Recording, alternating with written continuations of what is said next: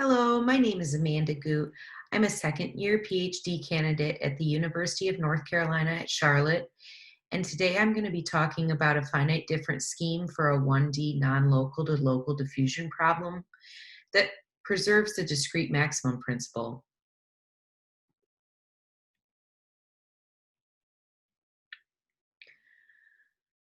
So coupling local and non-local materials, the reason why we would need to do a problem like this is the two materials that are sitting next to each other, and there is, although small, there's a transition region between the two.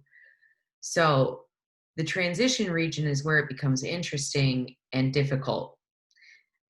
So some coupling of local and non-local applications could be oil extraction with this oil and water mixture, sun hitting ice on pavement, or microcracking in concrete, allowing water to corrode steel reinforcements.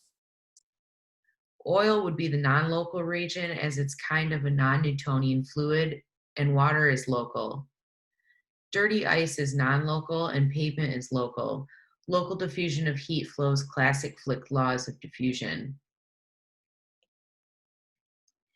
Here are the two equations for local 1D diffusion and non-local 1D diffusion problems. Both are well studied, and the non-local equation is from peridynamics. Local diffusion problems require displacement to be twice differentiable, and additional equations are needed for singularities or the fractures. Computationally efficient, and the boundary conditions are well studied. But non-local diffusion problems, there's no spatial regularity required. They may have cracks and singularities, and it's computationally expensive and needs special boundary treatments. So again, both are very well studied, but what isn't studied is when you have them next to each other with a complicated transition region, even though the transition region may be small.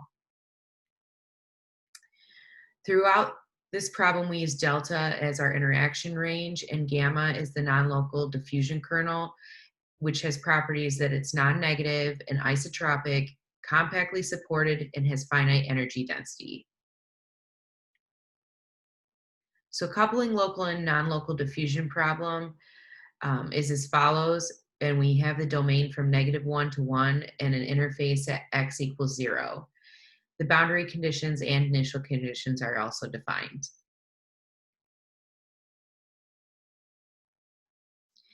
Here's an illustration of our domain split up between the boundaries and the regions, the non-local transition and the local. And here's the quasi-non-local coupling that represents the continuous equation for the local, non-local, and transitional regions. As you can see, the transitional region is by far the most interesting component of this equation.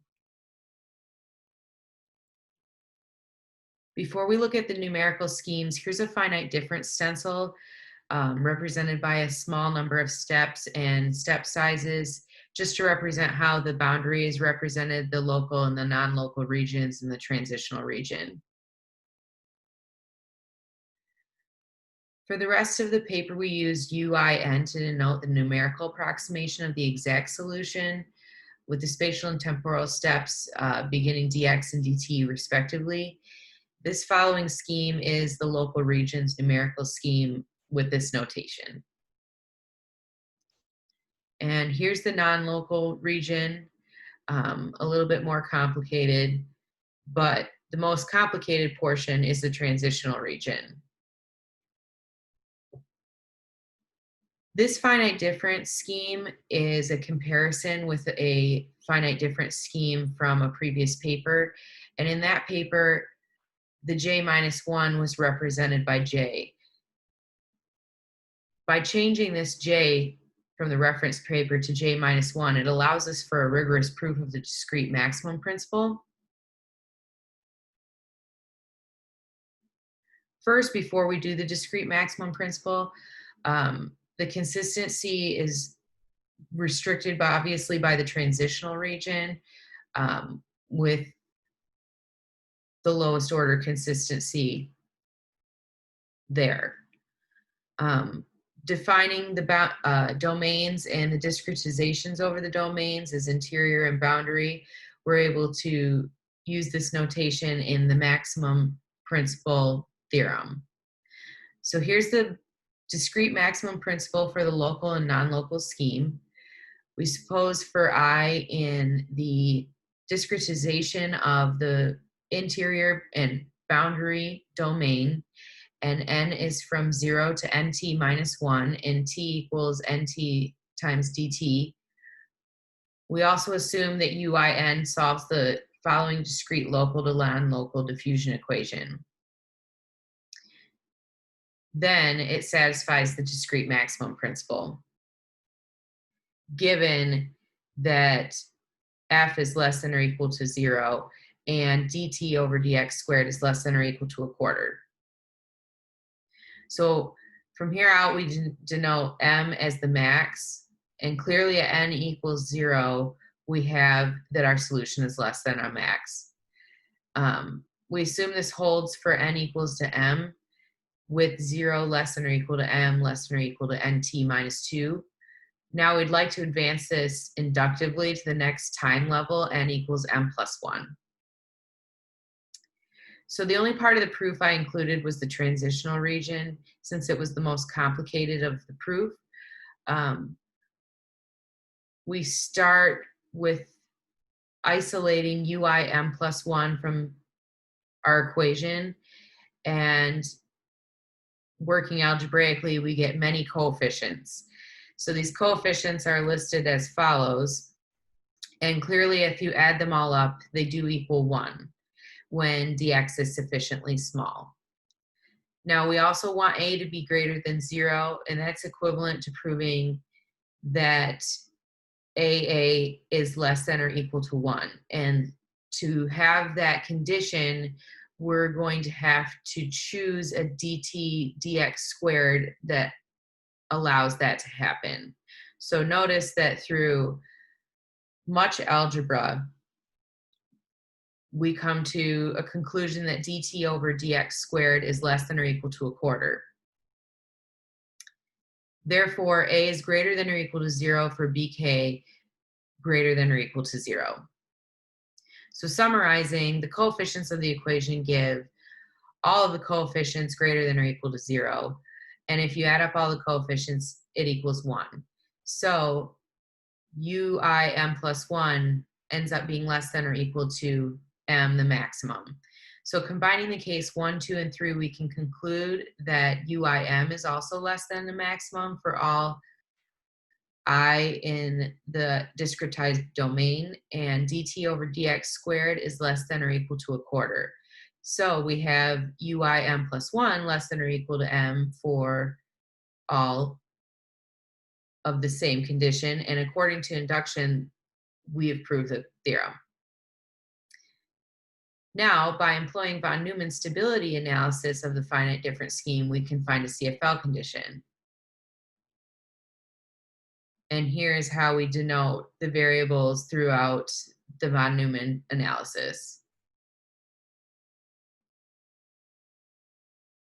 The CFL condition will be the upper bound for lambda 2, but it's very difficult to analytically find the upper bound for the growth factor, so we must implement it numerically to identify the restrictions, so the growth factor is less than or equal to 1 based on what lambda 1 and lambda 2 are. So numerically, we find that the CFL is a half. That restriction is actually much more ideal than the current maximum principal calculation of a quarter. So that's something I'll be working on in the future. My numerical examples, I used many step sizes, a horizon of 3, and an interaction constant of 3/2 over delta cubed. Now, the first example is used to prove the maximum principal, and to do so, the solution is always positive and the force will always be positive on the domain. As you can see, the maximum errors decreases as expected and the order of convergence nears 1. Here's a picture of the actual versus approximate solutions at time equals 0 and time equals t. Time equals 0, we expect them to be the same due to the boundary or initial conditions. But after decay, at time t, the graphs are also very close. Now, the next example examines the numerical differences between the new and the old schemes used to approximate solution where force is not always positive on the domain, but in this particular case, the exact solution will be always positive. Here's two graphs including the new scheme, the original scheme, and the exact solution. And again, at time 0, we expect them all to be the same. But at time t after the decay, you see that the original scheme is not as close as the new scheme, and especially at x equals 0 where the interface is happening. So here's a table of the original scheme's maximum errors over each step size and the order of convergence. And here is the errors, maximum errors of the new scheme and the orders. As you can see by this graph of the errors, the maximum errors, the new scheme is much more accurate than the original scheme,